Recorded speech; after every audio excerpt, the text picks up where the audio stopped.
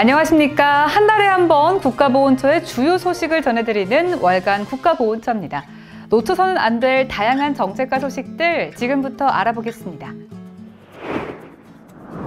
의무복무 제대 군인에 대한 실질적인 지원 기반을 마련하기 위해 법 개정이 추진됩니다. 지난 12월 23일 국가보훈처는 제대군인법 일부 개정 법률안을 국회에 제출했습니다.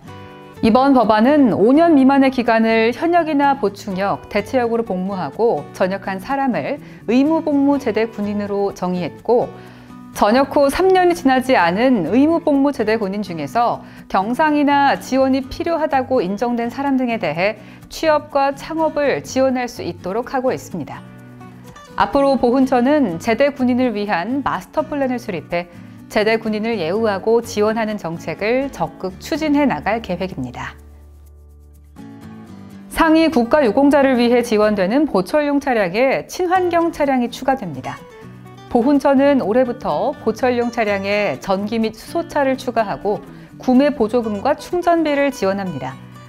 이는 최근 시장이 친환경 차량으로 변화하고 있는 흐름과 보훈 대상자들의 요구 등을 반영해 추진하게 된 것으로, 지원을 받을 수 있는 대상은 애국지사 본인이나 상위 등급 판정을 받은 국가유공자와 보훈보상 대상자, 5.18 민주화운동 부상자와 고엽제 후유증 환자, 그리고 상위 국가유공자와 함께 거주하고 있는 가족도 공동 명의로 이용하는 경우에 지원 가능합니다. 충전비와 구매 보조금 모두 관할 보훈관서를 방문해 신청할 수 있으며, 충전비의 경우 보훈관서에서 복지카드를 발급받아 사용하는 방식으로 지원하게 됩니다. 국가유공자법 시행규칙 개정으로 복합부위 통증 증후군과 외상 후 스트레스 장애 판정 기준이 개선됩니다.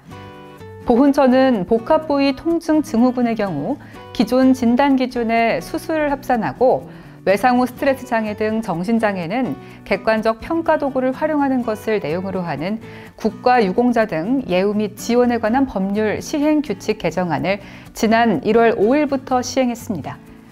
아울러 일상생활의 불편한 정도를 반영하는 상위 등급 기준을 개선하고 신체검사 대기 기간을 감축하는 등의 제도 개선도 추진합니다. 앞으로도 보훈처는 국가유공자들의 불편을 세심하게 살피고 개선해 국민들로부터 신뢰받는 보훈 정책을 추진해 나갈 계획입니다. 5.18 민주화운동 공로자회가 5.18 민주화운동 세계 사단법인 중 가장 먼저 공법단체로 출범하게 됐습니다. 보훈처는 5.18 민주화운동 공로자회 설립준비위원회에서 선출한 최초의 임원에 대해 승인했고, 법원 등기가 끝나면 공법단체로 출범합니다.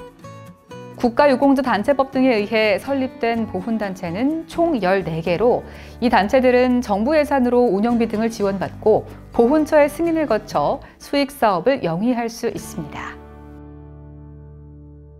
국가유공자법 시행령 개정안이 지난 1월 11일 국무회의에서 의결됐습니다. 이에 따라 앞으로 국가의 수호와 안전보장 또는 국민의 생명이나 재산 보호와 직접 관련이 있는 직무 수행이나 교육훈련 중 전사나 순직한 군인 또는 경찰 소방공무원은 보훈심사위원회의 심의 의결 없이 바로 전몰 순직 군경으로 결정해 국가유공자법에 따른 예우와 지원을 받게 됩니다.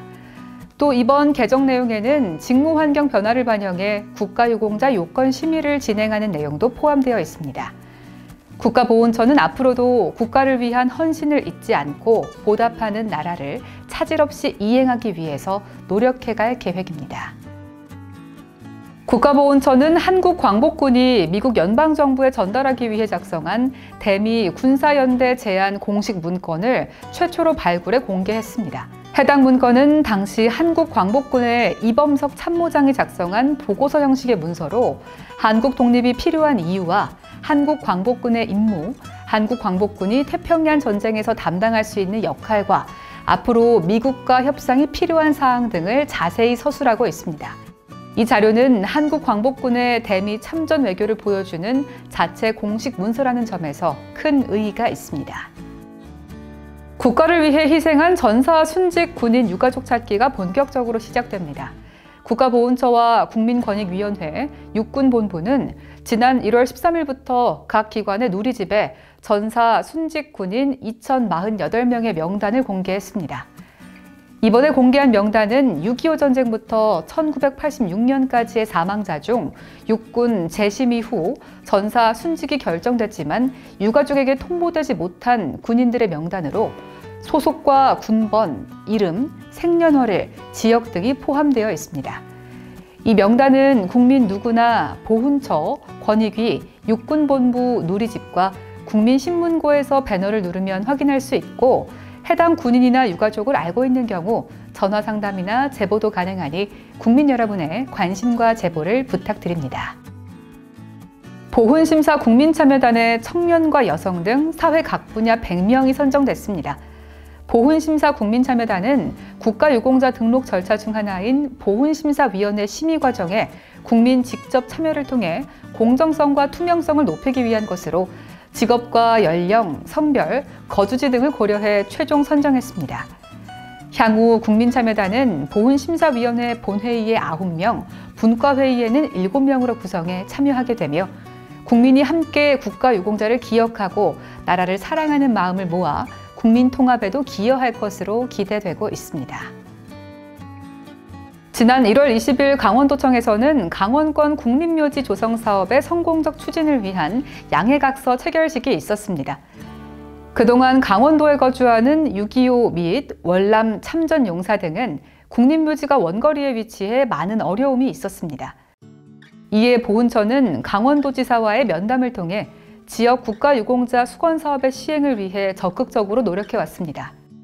보훈처는 앞으로도 국립묘지를 지속적으로 확충하고 안장자에 대한 예우 강화를 위해 노력할 것입니다. 올해 설 연휴에도 국립묘지는 현장 참배 대신 온라인 참배 서비스로 대체 운영됐습니다. 이번 조치는 연휴 기간 중 참배객 집중에 따른 코로나 확산 방지와 참배객 안전을 위한 것으로 국립묘지 출입이 통제되고 실내 편의시설 운영과 순환버스 운행도 중지했습니다. 한편 유족들의 불편을 해소하기 위해서는 온라인 참배 서비스와 헌화 참배 사진 전송 서비스, 추모의 글쓰기 등을 지원했습니다. 우리나라 최초의 독립선언인 대한독립선언서 선포 103주년 기념식이 지난 1월 27일 거행됐습니다. 이 선언서는 조소왕 선생이 작성하고 39인의 명의로 만주 길림에서 발표했으며 28 독립선언, 3.1 독립선언과 함께 우리나라 3대 독립선언 중 하나로 평가되고 있습니다. 이번 기념식에는 각계 인사와 독립운동 단체 대표, 독립유공자 유족 등이 참석했습니다. TV 나라사랑 유튜브 채널에서는 보고 싶다 전우야 콘텐츠를 올해도 계속 제작 업로드할 예정입니다.